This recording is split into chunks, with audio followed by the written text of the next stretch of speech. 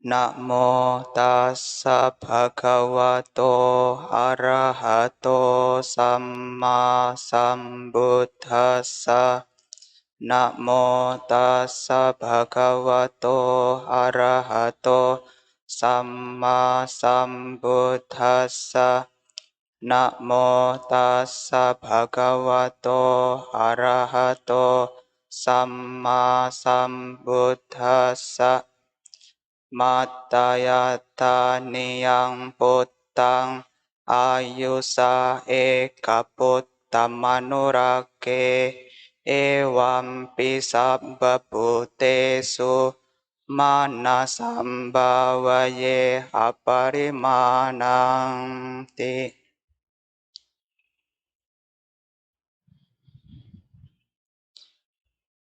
Bapak, Ibu, saudara-saudari sekalian yang berbahagia, terpujilah Sang Buddha, Namo Buddhaya. Sotihotu, salam sejahtera untuk kita semua. Selamat pagi dan selamat berjumpa. Pagi hari ini kita bersama-sama memiliki karma baik yang cukup, memiliki kesempatan yang luar biasa, sehingga meski di masa-masa pandemi seperti ini, Bapak Ibu masih bisa hadir di sini untuk melakukan puja bakti bersama, membacakan parita, melatih pengembangan batin, dan juga mendengarkan ceramah Dhamma. Bapak, Ibu, saudara-saudari sekalian yang ada di rumah juga memiliki keberuntungan yang cukup, sehingga meskipun tidak bisa datang di sini, meskipun di rumahnya masing-masing, masih bisa mendengarkan dan juga mengikuti puja bakti bersama, mendengarkan uraian Dhamma di minggu pagi yang cerah ini. Bapak, Ibu, saudara-saudari sekalian yang berbahagia, kenapa saya katakan bahwasanya minggu ini adalah sebuah keberuntungan? Karena di minggu pagi hari ini, di hari ini Bapak Ibu semua menggunakan kesempatan yang luar biasa ini untuk melakukan kebaikan. Karena dikatakan oleh Sang Buddha, bahwasanya pagi yang baik adalah pagi di mana kita bisa mengisinya dengan suatu kebaikan. Nah, di minggu pagi yang cerah ini Bapak Ibu semua datang di sini dengan niat yang baik. Untuk apa? Untuk melakukan kebaikan. Itu artinya di hari ini Bapak Ibu sudah menggunakan kesempatan yang luar biasa ini untuk melakukan kebaikan, untuk mengisi hal-hal yang baik di hari ini. Mendengarkan Dhamma, mengikuti puja bakti tentu adalah kebiasaan umat Buddha. Karena biasanya sebelum pandemi juga, biasanya umat Buddha datang ke wihara untuk mendengarkan Dhamma. Untuk mendengarkan uraian Dhamma. Untuk apa mendengarkan uraian Dhamma? Toh setiap minggu Bapak Ibu pasti mendengarkan. Atau mungkin setelah pandemi ini setiap hari juga mendengarkan. Untuk apa mendengarkan Dhamma lagi? Nah, mendengarkan Dhamma ini adalah salah satu keberuntungan. Disebut sebagai salah satu berkah utama. Kalena Dhamma sawanang etam manggalam utamang. Kenapa dikatakan sebagai berkah utama?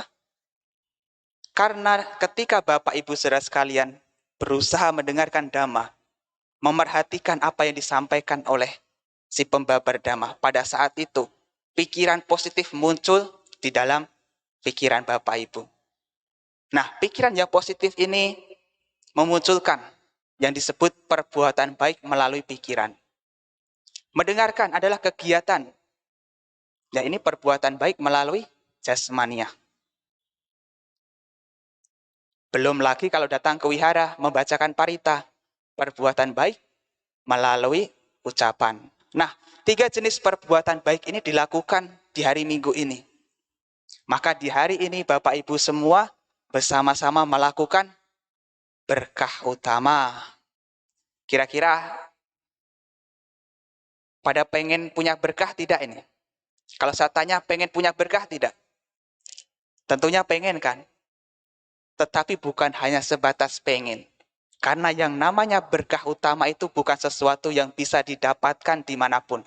Tetapi ada sesuatu yang bisa diciptakan. Maka ciptakanlah berkah. Nah, pada kesempatan minggu pagi hari ini, Bapak Ibu Saudara sekalian datang ke wihara untuk bersama-sama melakukan apa? Untuk menciptakan berkah utama. Kan disebutkan kalena dhammas sawanang etam manggalem utamang.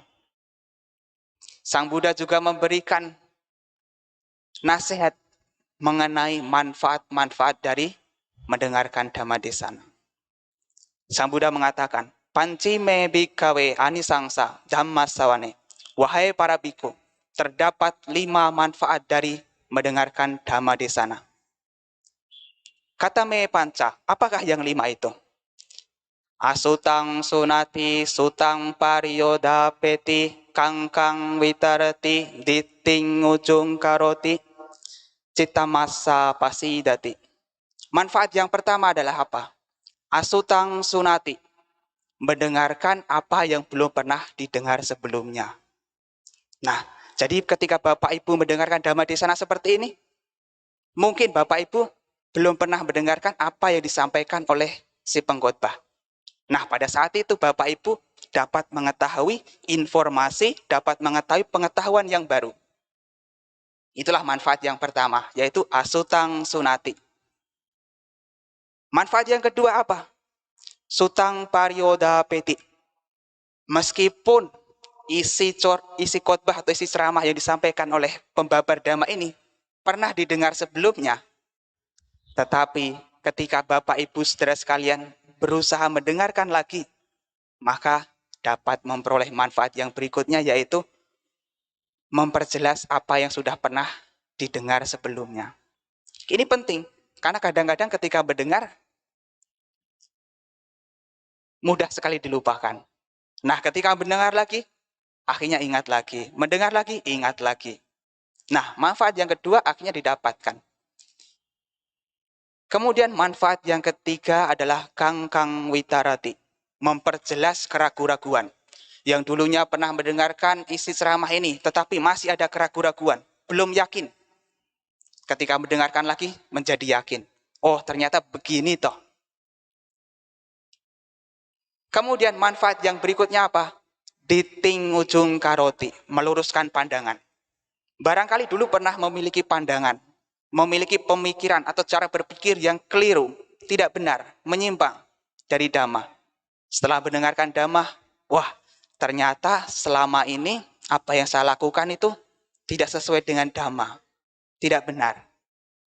Maka setelah mendengarkan Dhamma, muncullah pemahaman baru, akhirnya berusahalah meluruskan pandangan. Pandangannya diluruskan agar hidup sesuai dengan Dhamma. Karena dikatakan siapa yang hidup sesuai dengan Dhamma, maka ia akan berbahagia di kehidupan saat ini dan juga di kehidupan selanjutnya.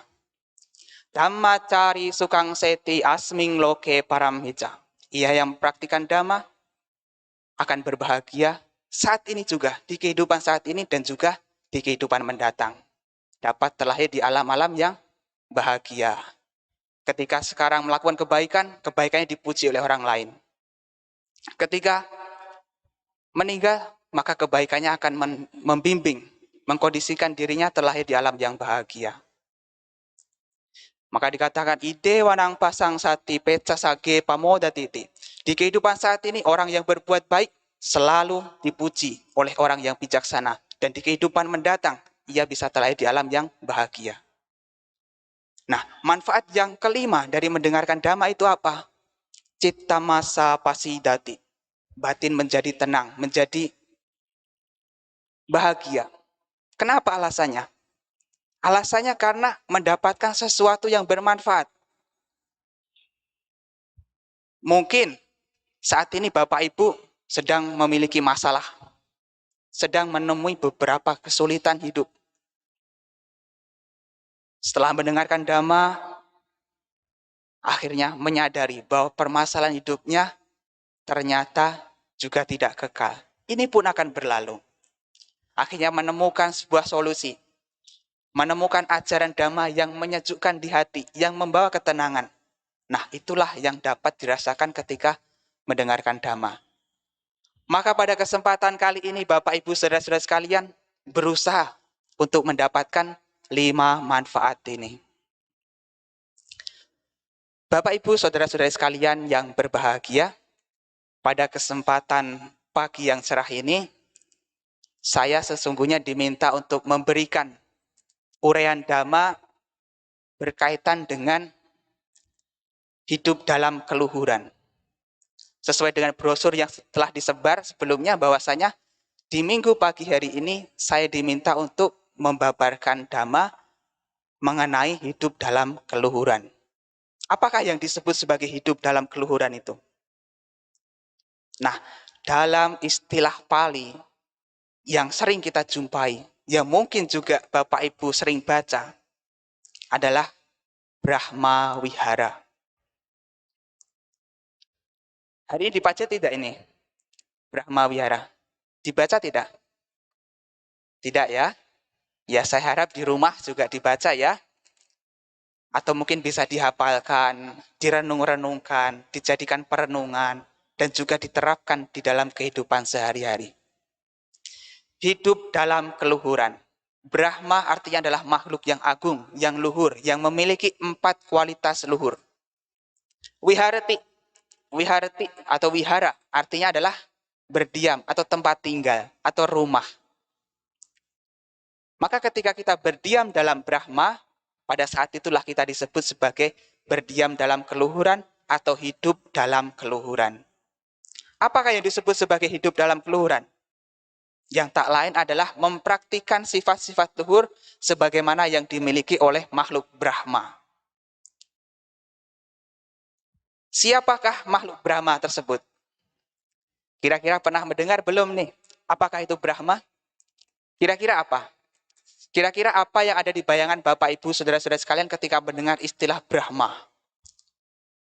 Wah, pasti berpikir makhluk yang luar biasa.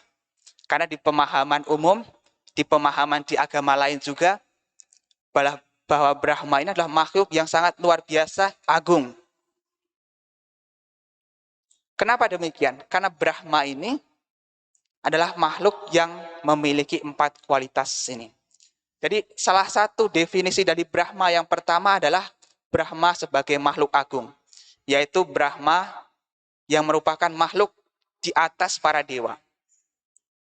Jadi makhluk Brahma.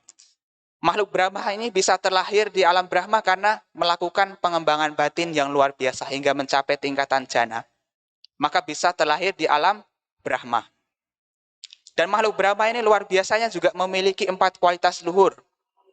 Metta, Karuna, Mudita, dan Upeka. Tetapi yang lebih penting lagi yang perlu kita ketahui bersama, bahwa makhluk Brahma atau yang disebut sebagai Brahma ini bukan hanya makhluk yang ada di atas sana. Bukan hanya makhluk yang tidak kasat mata, yang tidak bisa kita lihat, yang tidak bisa kita jumpai. Lantas apa yang disebut sebagai Brahma dalam agama Buddha? Sang Buddha mengatakan, Brahma timata pitaro, pubbacariya tiwocare. Apakah itu? Brahma adalah mata pitaro, orang tua. Jadi orang tua adalah Brahma. Pubbacariya tiwocare, yang disebut sebagai guru-guru pertama, yang mengajarkan kita segala sesuatu, mengajarkan kita semuanya. Maka makhluk Brahma yang luar biasa ini berada di antara kita. Bapak, Ibu, saudara-saudari sekalian, saat ini mungkin sudah menjadi Brahma juga. Brahma dalam arti adalah mata pitaro atau orang tua. Kenapa dikatakan orang tua disebut sebagai makhluk Brahma yang memiliki keluhuran, yang memiliki keagungan? Karena tak lain, orang tua memiliki 4 kualitas luhur. Apakah yang 4 itu? Metta, Karuna, Mudita, dan Upeka. Metta artinya adalah cinta kasih. Karuna, welas asih atau kasih sayang. Mudita artinya adalah simpati atau berbahagia melihat keberhasilan orang lain. Upeka, keseimbangan batin atau batin yang seimbang. Bagaimana aplikasi dari 4 sifat luhur ini? bagi orang tua. Ketika orang tua mengandung, apa yang dirasakan oleh orang tua, terutama ibu. Coba bayangkan Bapak Ibu saudara-saudara sekalian, ketika ibu mengandung, berjalan saja susah, semua penderitaan fisik dirasakan. Tetapi apa yang dilakukan seorang ibu? Selalu berharap, semoga anak saya berbahagia. Semoga anak yang ada di kandungan saya berbahagia. Selalu memiliki pengharapan yang baik kepada anaknya yang masih ada di kandungannya. Itulah kenapa orang tua dikatakan sebagai makhluk Brahma. Karena cinta kasih orang tua yang dimiliki untuk anaknya tidak ada tandingnya. Tidak ada tandingnya. Maka dikatakan, mata yatani yang putang ayu saeka putemanurake. Sebagaimana seorang ibu yang melindungi putra tunggalnya, demikianlah juga cinta kasih harus dikembangkan. Orang tua memiliki kualitas yang luar biasa, yaitu memiliki pengharapan yang baik. Semoga anak saya berbahagia. Apapun kondisinya saat ini saya rela menderita. Yang penting anak saya nanti berbahagia. Anak saya nanti berbahagia, lahir dengan selamat, bahkan nyawa saya pun pertaruhkan. Luar biasanya ibu. Kemudian manfaat atau kualitas luhur yang kedua yang dimiliki orang tua adalah apa? Karuna, welas asih. Welas asih artinya adalah membahagiakan atau mengurangi penderitaan orang lain yang saat ini sedang merasakan penderitaan. Bagaimana caranya orang tua memiliki karuna ini? Orang tua rela bekerja dari pagi hingga malam. Bahkan rela tidak makan. Demi apa? Supaya anaknya bahagia. Supaya anaknya terbebas dari penderitaan. Ketika anaknya sakit, masih kecil, sampai umbelnya meler-meler begitu. Orang tua rela apa? Sampai rela menyusup ini, ingusnya itu. Supaya apa?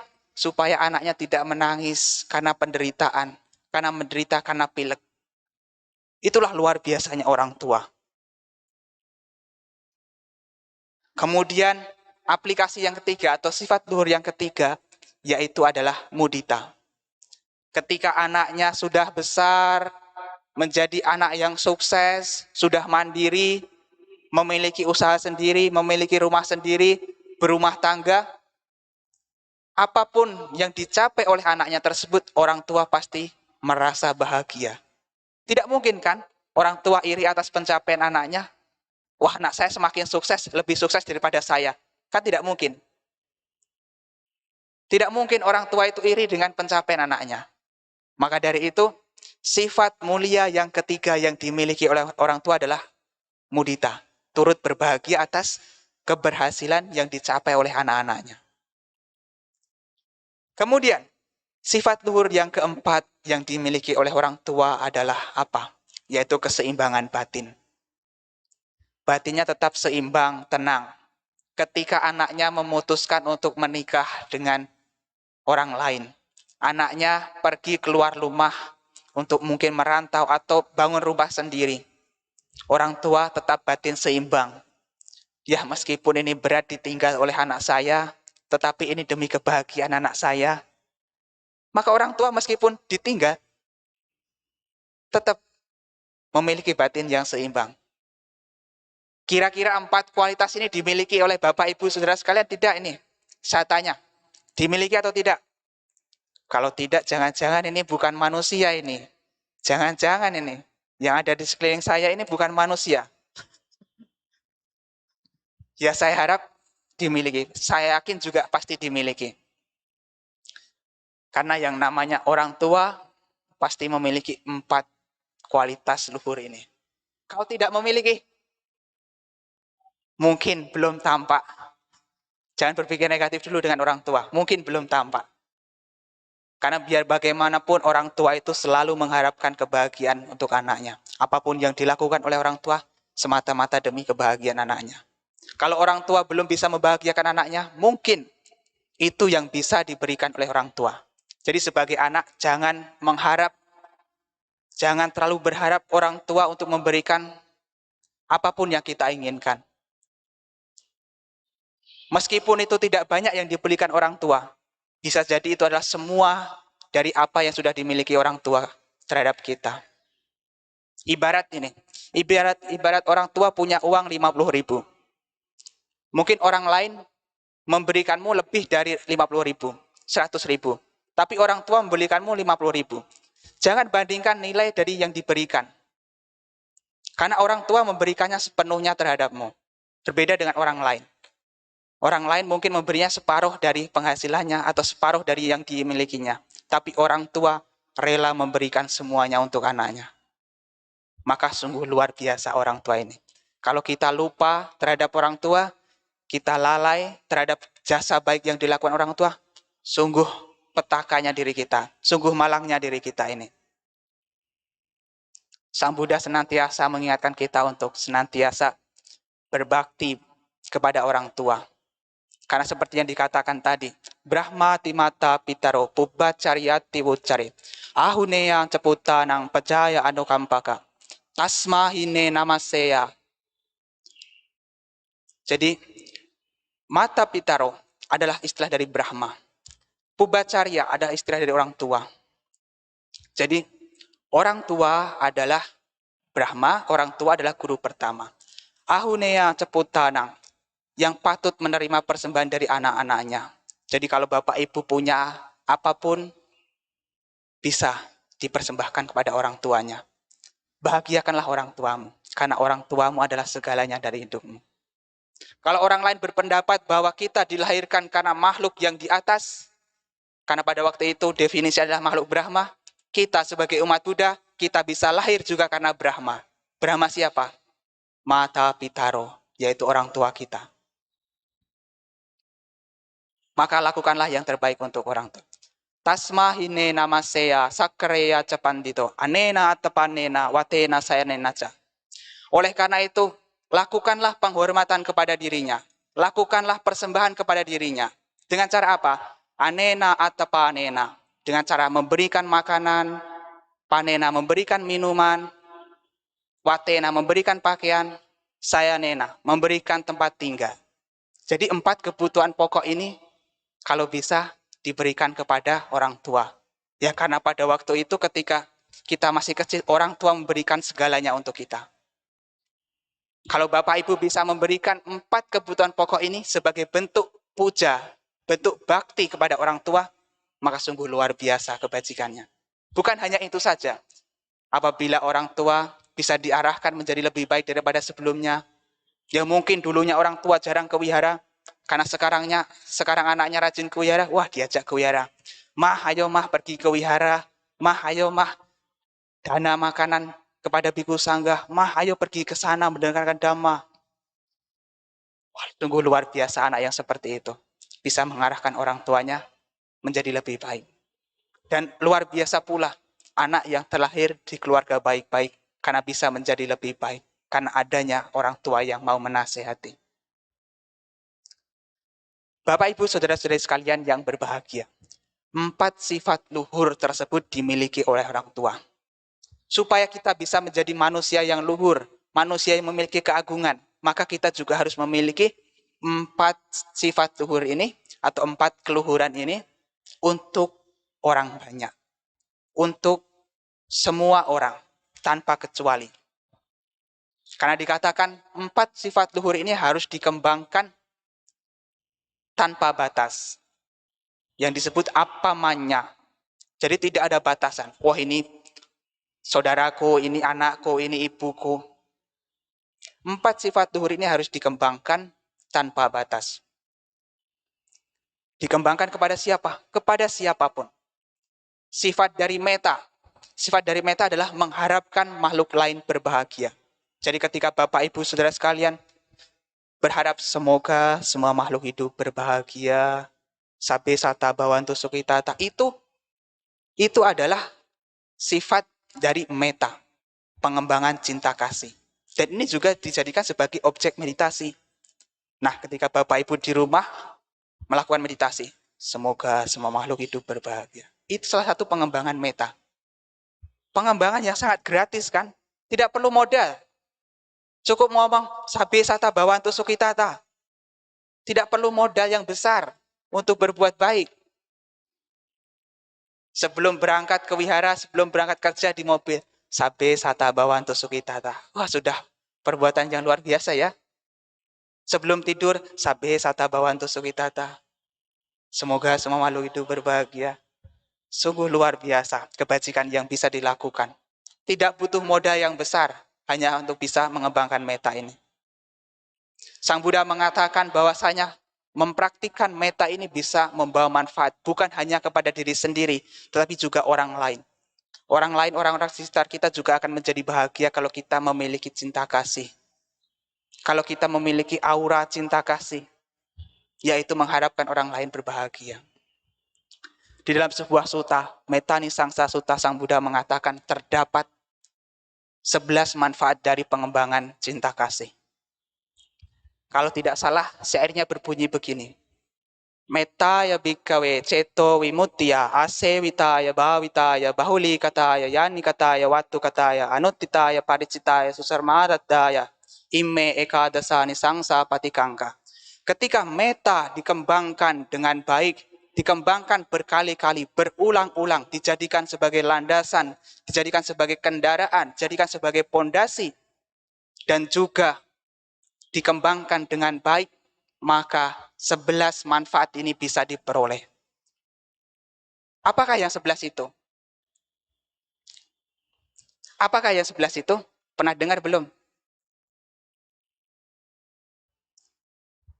Pernah dengar belum? Ya. Sukang supati sukang pati bujjati napapakang supinang passati manusanang piyohoti amanusanang piyohoti dewatarakkanti nassa aggiwa visangwa sattang wa kamati tuwata cittang samadhiyati mukawanno vippasidati asammulho kalang karoti uttaring appati wijjanto brahmalokuppagohoti. Nah, inilah 11 manfaat. Sukang supati. Apakah ya itu? Dapat tidur dengan nyenyak. Sukang supati, sukang paribujjati. Sukang paribujjati. Apa itu? Bangun dengan bahagia. Napapakang supinang passati. Tidak melihat mimpi-mimpi buruk. Tidur dengan tenang. Bahkan bisa bermimpi indah. Manusanang piyohoti. Dicintai oleh para manusia. Manusia pada suka, mau mendekat. Amanusanang piyohoti. Makhluk-makhluk bukan manusia pun juga suka. Suka terhadap kita, karena kita memiliki cinta kasih. Misalnya, kita mendekat dengan binatang yang buas sekalipun, binatang buas tersebut tidak akan melukai kita. Dewata rakkanti, para dewa melindungi kita. Nassa agiwa visangwa sattang wa kamati. Racun, senjata tajam tidak akan melukai kita. Tuwata cittang samadhiyati. Bisa lebih berkonsentrasi dengan jelas. Mukawanno vippasidati. Wajahnya menjadi cermelang. Wajahnya menjadi ceria. Karena siapapun yang mengembangkan cinta kasih, biasanya aura wajahnya itu menyenangkan. Enak dipandang. Mau bergaul juga enak. Mukawano vippasidati. Asammulho kalang karoti. Dapat meninggal dengan pikiran yang tidak bingung. Artinya dapat meninggal dengan tenang.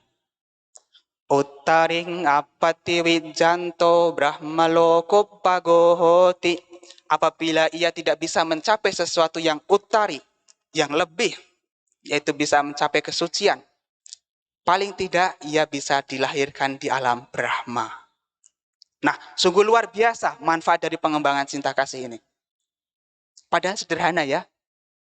Semoga semua makhluk hidup berbahagia. Semoga semua makhluk hidup berbahagia. Tetapi kalau senantiasa dikembangkan, dijadikan landasan, dalam segala aktivitas kita kalau didasari dengan cinta kasih, dengan pengharapan bahagia, maka manfaat-manfaat dari 11 ini bisa diperoleh.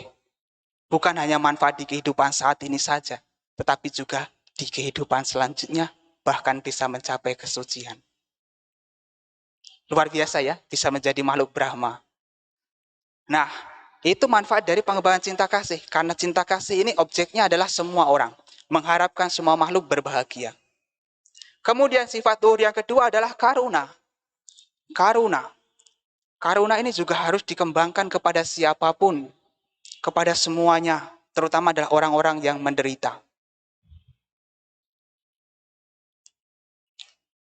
Dalam kitab ulasannya diterjemahkan apa yang disebut sebagai karuna. Para duke sati sadunang manangkam petiti karuna.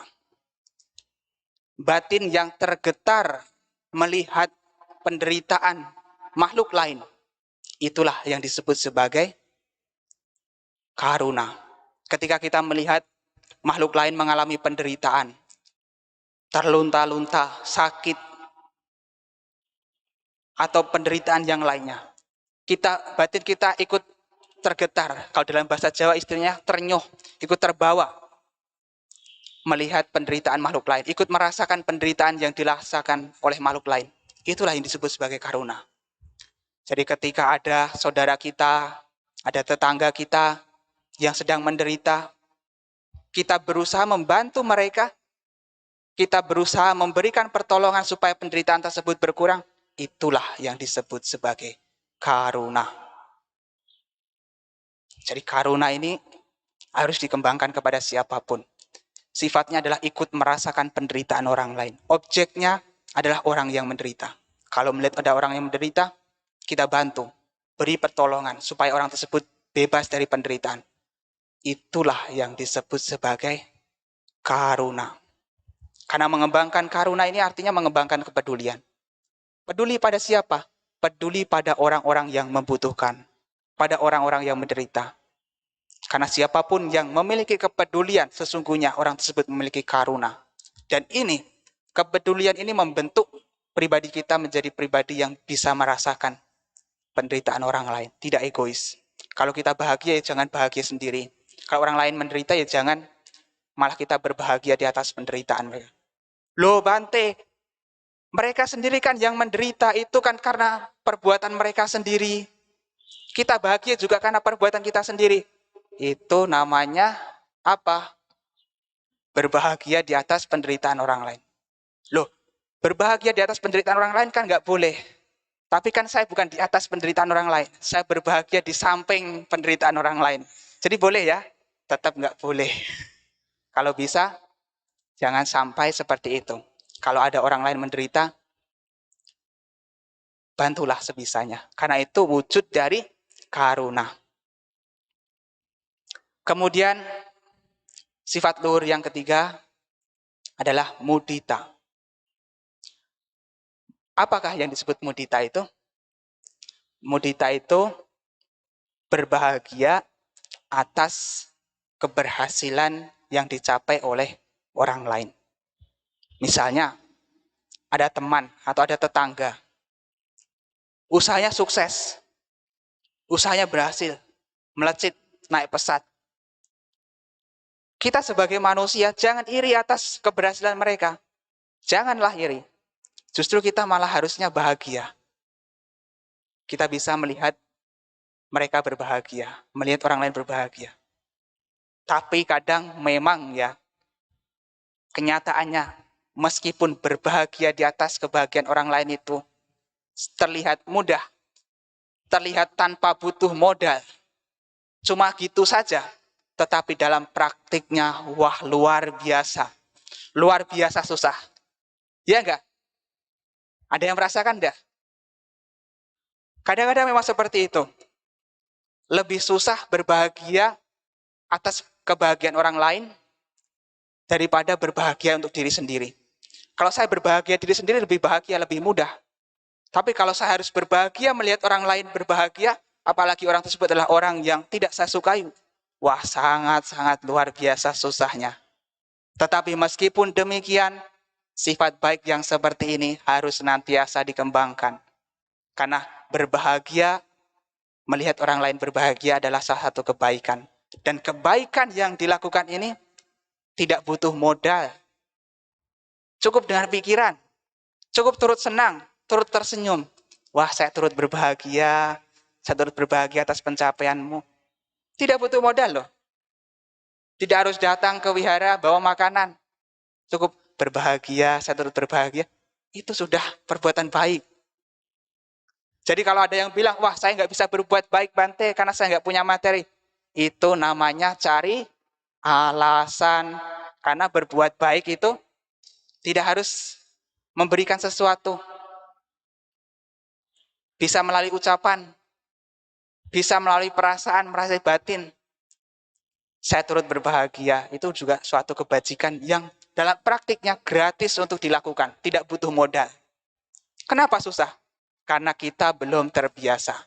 Hati-hati dengan yang ini ya. Saya katakan hati-hati kenapa? Karena orang yang tidak biasa berbahagia melihat kebahagiaan orang lain, maka ketika meninggal nanti, ketika ada sanak keluarganya mengabarkan kebahagiaan mama, papa, saya telah berbuat baik, mohon mama, papa bisa menerima ini. Tapi karena mama, papanya yang dulunya nggak terbiasa berbahagia, malah bersedih melihat kebahagiaan orang lain, maka tidak bisa menerima. Maka biasakan diri untuk berbahagia melihat kebahagiaan orang lain. Jangan sebaliknya, berbahagia melihat orang lain susah, susah melihat orang lain bahagia. Meskipun ini terlihat mudah, tetapi dalam praktiknya kadang-kadang memang tidak mudah. Tetapi harus senantiasa dikembangkan, harus senantiasa dilatih. Karena ini adalah kualitas yang bermanfaat, yang menjadikan diri kita menjadi manusia yang luhur. Kemudian Bapak Ibu Saudara-saudara sekalian yang berbahagia, kualitas luhur yang berikutnya adalah UPK. Apakah itu UPK? UPK artinya adalah keseimbangan batin. Keseimbangan batin. Batin yang seimbang melihat sesuatu yang terjadi pada orang lain, pada dunia ini. Seperti apa contohnya? Di dalam Brahma Wihara disebutkan, Sabbe satta kamasaka kammadayada kammayoni kammabandu kamma patisarana yang kammang karisanti kalyanang wa papakang wa tasadayada bawisantiti. Bahwasannya semua makhluk adalah pemilik perbuatan mereka sendiri, semua makhluk adalah pewaris dari perbuatan mereka sendiri, semua makhluk terlahir dari perbuatan mereka sendiri, semua makhluk bergantung pada perbuatan mereka sendiri. Perbuatan apapun yang mereka lakukan, baik ataupun buruk, perbuatan itulah yang akan mereka warisi. Itu artinya apa? Perbuatan batin yang seimbang ini didasari dengan pengertian hukum karma. Pengertian hukum timbal balik atau buah dari perbuatan yang dilakukan. Jadi kalau misalnya Bapak Ibu melihat orang lain, pertama sudah mengembangkan cinta kasih, semoga orang tersebut berbahagia. Sudah dikembangkan. Kemudian orang tersebut ternyata masih menderita. Bapak Ibu berusaha melakukan atau memberikan bantuan, menolong orang tersebut supaya bebas dari penderitaan. Tetapi ternyata orang tersebut masih juga menderita. Bapak Ibu harus siap, harus dengan batin seimbang. Ternyata meskipun saya sudah berusaha membuat dirinya bahagia, tapi apa daya, orang tersebut tetap harus mengalami hal ini. Karena apa? Karena orang tersebut juga harus memetik buah dari perbuatan tersebut. Jadi istilah kamasaka kamadayada ini diaplikasikan dalam bentuk hukum karma, bahwa semua makhluk mewarisi perbuatannya. Secinta-cintanya kita pada orang tersebut, sesayang-sayang diri kita pada orang tersebut, kalau orang tersebut adalah pewaris dari karmanya sendiri, apa yang bisa kita buat? Maka yang bisa kita lakukan, cuma bisa melakukan yang terbaik. Sesayang-sayangnya kita pada orang tersebut, secinta-cintanya kita pada orang tersebut, Meskipun kita sudah memberikan yang terbaik, bahkan semua yang kita miliki untuk dirinya, tetapi dirinya tidak bisa menerima itu. Lantas apa yang bisa kita buat? Kan kembali lagi pada karma masing-masing. Tetapi yang penting kita telah berusaha. Jadi ketika mengembangkan 4 sifat luhur ini jangan berpikir, Bante, saya kan setiap hari mengharapkan semua makhluk berbahagia. Tapi apakah itu mungkin? Kan semua makhluk juga ada yang berbuat jahat. Semua makhluk juga harus menerima perbuatan buruknya. Jangan berpikir seperti itu. Karena apa? Karena ketika kita melakukan pengembangan meta, melakukan pengembangan cinta kasih, manfaat pertama yang bisa kita harapkan adalah bagaimana batin kita bahagia terlebih dahulu. Kita bisa mengembangkan cinta kasih kepada orang lain itu sungguh bahagia. Sungguh luar biasa. Itu manfaat bisa kita dapatkan. Jadi jangan berpikir nanti apakah orang lain benar-benar bisa bahagia atau tidak. Kan tidak mungkin kalau seluruh makhluk di dunia ini bisa berbahagia pada saat yang bersamaan. Sementara setiap makhluk juga harus mewarisi karmanya masing-masing. Maka praktik cinta kasih ini harus kembangkan kita, oleh diri kita. Manfaat yang pertama yang dapat kita rasakan adalah diri kita sendiri. Kita yang mempraktikkan meta, kita yang membangun cinta kasih dapat merasakan manfaat dari pengembangan cinta kasih. Bapak, Ibu, saudara-saudara sekalian yang berbahagia, kadang-kadang di dalam kehidupan sehari-hari kita juga menjumpai banyak sekali orang yang meskipun kita telah berbuat baik kepadanya, kita tidak bersalah kepadanya, tetapi orang tersebut masih menaruh curiga, atau mungkin masih menganggap diri kita buruk, tidak benar, atau selalu dicari-cari kesalahan kita, maka pada saat itu kita bisa mengembangkan karuna. Kenapa? Misalnya, kenapa ada orang lain tidak suka kepada kita ketika kita berbuat baik? Pasti ada yang salah dengan orang tersebut. Maka pada saat itu, daripada kita marah kepada orang tersebut, daripada kita membenci pada orang tersebut, kita kembangkanlah karuna. Karuna dalam bentuk apa? Karena orang yang sedang menjahati saya, orang yang sedang berkata-kata kasar kepada saya, pada saat itu batinnya sedang terluka. Batinnya sedang terbakar. Jadi orang yang sakit hati, orang yang batinnya terluka, pasti akan melakukan perbuatan-perbuatan yang tidak baik. Orang yang batinnya damai, orang yang batinnya bahagia, pasti tidak akan melakukan perbuatan buruk. Maka ketika ada orang lain melakukan keburukan kepada kita, pada saat itulah kita harus sadar untuk mengembangkan karuna, welas asih. Semoga dia terbebas dari luka batinnya. Semoga dia terbebas dari penderitaannya. Supaya apa? Supaya dia tidak menjahati saya lagi. Jadi jangan balik membalas. Kalau Bapak Ibu balik membalas itu namanya sama-sama berbuat buruk. Apa yang orang lain lakukan kepada kita, itulah karma yang mereka tanam. Apa yang kita lakukan kepada mereka, atau respon apa yang kita berikan kepada mereka yang menyakiti kita, itu juga karma baru yang kita lakukan.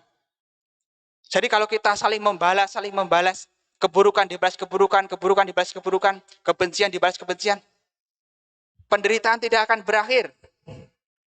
Kita akan terus menderita selamanya. Maka pada saat itu kita harus mengembangkan karuna. Karena orang yang menyakiti kita, orang yang tidak suka kepada kita, ketika kita berbuat baik, sesungguhnya orang tersebut sedang sakit hati, sedang hati yang terluka. Artinya kita harus berbelas kasih kepada mereka. Kalau lagi pulang, misalnya pulang kerja, tiba-tiba orang tuanya marah yang nggak jelas, nggak ada dasar. Atau suaminya marah yang nggak jelas. Jangan balik marah. Perhatikan, jangan-jangan suami saya ini sedang terluka batinnya. Jangan-jangan suami saya sedang menderita. Daripada marah, lakukan yang terbaik. Misalnya, Pak, daripada marah, ayo kita makan bersama, makan yang enak. Kan lebih membahagiakan daripada marah-marah. Yang suaminya sudah marah-marah ditambah istrinya marah-marah. Atau istrinya marah-marah karena minta sesuatu. Kalau suaminya juga sama marah-marah, nanti tidak akan berakhir. Harus ada salah satu yang mau mengalah. Mengalah demi apa? Mengalah dengan bentuk karuna. Justru melakukan yang terbaik. Katanya diam itu kan emas. Diam itu emas. Maka ketika istri meminta emas, saya diam Bante. Itu kan emas. Itu kan diam. Diam adalah emas. Tapi diamnya emas itu adalah diam karena memiliki karuna, karena memiliki UPK. Karena orang lain yang melukai kita atau marah-marah kepada kita pada saat itu dia sedang terluka, maka kita harus memberikan pertolongan kepadanya, memberikan belas kasih kepadanya. Nah, itulah Bapak Ibu saudara-saudari sekalian yang perlu kita ketahui di dalam menjadi manusia yang luhur. Bahwasanya untuk menjadi manusia yang memiliki keluhuran, supaya kita hidup dalam keluhuran, kita harus mengembangkan 4 sifat luhur ini setiap hari, setiap saat. Kenapa saya katakan setiap hari, setiap saat? Karena 4 sifat luhur ini dikatakan sebagai wihara. Apa itu wihara? Wihara artinya adalah kediaman, rumah.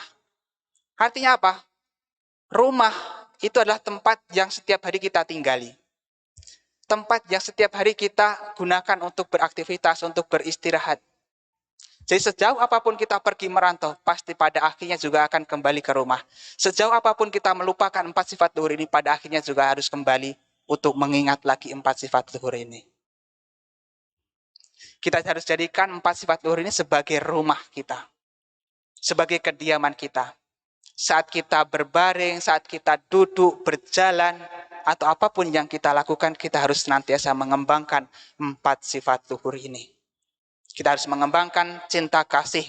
Kita harus mengembangkan welas asih atau kasih sayang. Kita harus mengembangkan simpati dan juga mengembangkan keseimbangan batin. Karena ini adalah rumah kita. Sejauh apapun pergi, kita harus kembali ke rumah. Nah, rumah dalam bentuk ini adalah Brahma Wihara. Sejauh manapun kita pergi, kemanapun kita beraktivitas, kita tetap harus mengingat 4 sifat luhur ini. Maka dikatakan titan carang nisin noa, saya noa, ya watasawi gatemido, etang sating aditya Brahma metang wiharang idamahu. Baik berjalan, baik berdiri, duduk maupun baring, seharusnya 4 sifat luhur ini dikembangkan setiap saat. Karena ketika mengembangkan 4 sifat luhur ini, pada saat itulah kita disebut berdiam dalam Brahma, berdiam dalam keluhuran, hidup dalam keluhuran. Jadi orang yang luhur adalah orang yang memiliki 4 kualitas ini, yaitu cinta kasih, kasih sayang, simpati, dan juga keseimbangan batin. Meta karuna mudita UPK ini harus dikembangkan dan dijadikan rumah bagi diri kita, agar kita bisa selalu berdiam dalam keluhuran, menjadi pribadi yang luhur, menjadi manusia yang memiliki keluhuran. Sekian yang dapat saya sampaikan pada kesempatan pagi hari ini. Semoga apa yang saya sampaikan di pagi hari ini menambah wawasan, menambah pengetahuan, sehingga Bapak Ibu saudara sekalian bisa mengerti mengenai landasan untuk hidup luhur dan juga bisa senantiasa dipraktikkan ke dalam kehidupan sehari-hari. Akhir kata, sabe sata bawantu sukitata, semoga semua makhluk hidup berbahagia. Sadu, sadu, sadu. Anumodana kepada Samanera dan yang telah memberikan pembabaran dhamma kepada kita yang pasti bermanfaat.